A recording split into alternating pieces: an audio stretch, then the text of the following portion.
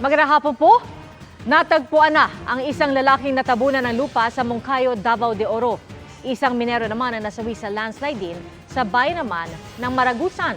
Habang Davao del Norte nasa state of calamity na dahil sa malawakang pagbaha. Nakatutok si Kent Abrigana ng GMA Regional TV, One Mindanao.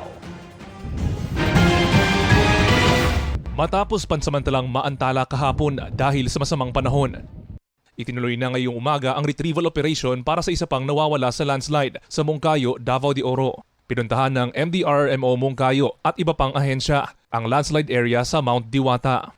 Pahirapan pa rin ang operasyon dahil sa patuloy na pag-ulan, kaya ilang beses din kinailangang i-pull out ang mga responders. May nakita rin silang mga panibagong bitak sa lupa. Grabe gyapon ka kritikal ang sitwasyon sa yuta na galiyok. Gyapon gani na napay bagong crack ka nakita sa ibabaw.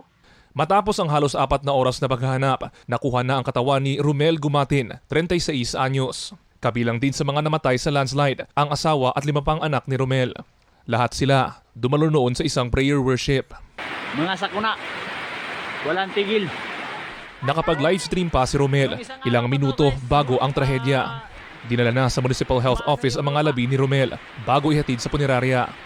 May hiwalay na landslide sa bayan ng Maragusan, Davao de Oro noong Huwebes. Ayon sa MDRRMC Maragusan, nasawi ang minerong 23 anyos na si Callie Muñoz sa landslide sa Purok Bagong Silang, Barangay Tandik. Nasa bahay raw siya nang matabunan ng gumuhong lupa. Dahil sa kapal ng lupa, tumagal ang pag-retrieve sa katawan ng biktima at gumamit na ng backhoe. Nung naresponde ng yung biktima, pahirapan kasi maraming mga landslide din na naganap doon sa daanan papunta doon sa lugar. Agad dinala sa punerarya ang kanyang labi.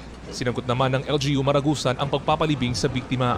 Para sa taga Maragusan, mag-iingat tayo, lalo na yung mga nasa gilid ng sapa, mga ilog, saka yung landslide prone area natin. Humigit kumulang 15 landslide ang naitala sa Maragusan LGU dahil sa mga pag-ulan mula pa noong Lunes ng gabi.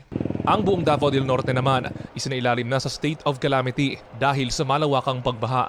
Sa tala ng Davao del Norte PDRRMO, mahigit 58,000 pamilya ang apektado at nasa 39 na milyong piso naman ang pinsala sa agrikultura. Mula sa GMA Regional TV, One Mindanao, Kent Abrigana, nakatutok 24 oras. Mga kapuso, patuloy na tumutok sa mga balita. Mag-subscribe sa GMA Integrated News sa YouTube. Sa mga kapuso abroad, samahan niyo kami sa GMA Pinoy TV at www.gmanews.tv.